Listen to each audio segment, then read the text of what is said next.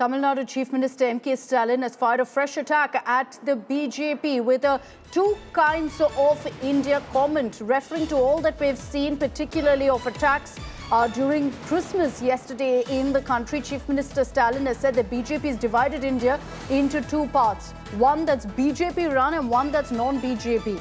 Essentially, the Chief Minister is saying that in the BJP-ruled states, there's communal hatred, there's poverty. And he vows that this will never happen in Tamil Nadu. Listen.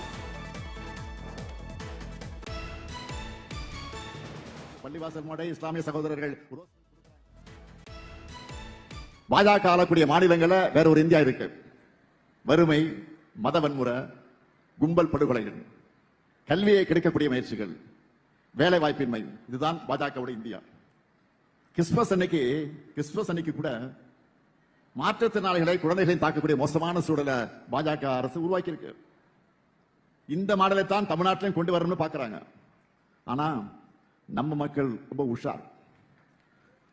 திருப்பரங்குன்ற தர்கா கூடிய முருக பக்தர்கள் வணங்குறாங்க. மதுரை சித்திரை திருவிழாவுக்கு வரக்கூடிய இந்து பக்தர்களுக்கு பள்ளிவாசல் மாடை இஸ்லாமிய சகோதரர்கள் ரோஸ் மில்க் கொடுக்கறாங்க. தை முதல் நாள் அன்னைக்கு தேவாலயத்தில் பொங்கல் வச்சு படைக்கிறாங்க. கிறிஸ்துமஸ் ரம்ஜான் வந்துட்டா இந்து நண்பர்கள்லாம் கேக் பிரியாணி எங்கன்னு உரிமையா கேட்கிறாங்க. எம்மதமும் சம்மதங்கிற தமிழ்நாட்டு மக்களுடைய இந்த ஒற்றுமை மத நலனுக்கு தான் மதவாத அரசியல் செய்து மக்களை பிளவுபடுத்த நினைக்கிற பாஜகவின் கண்களை உறுத்திக்கிட்டு இருக்கு. அவங்க எத்தனை அடிமைகளை சேர்த்துக்கிட்டு அண்டர்பல் அடிச்சாலும் சரி, ஒற்றுமையா வாழக்கூடிய தமிழ்நாட்டு மக்களிடம் மதவெறியை தூண்ட முடியாது.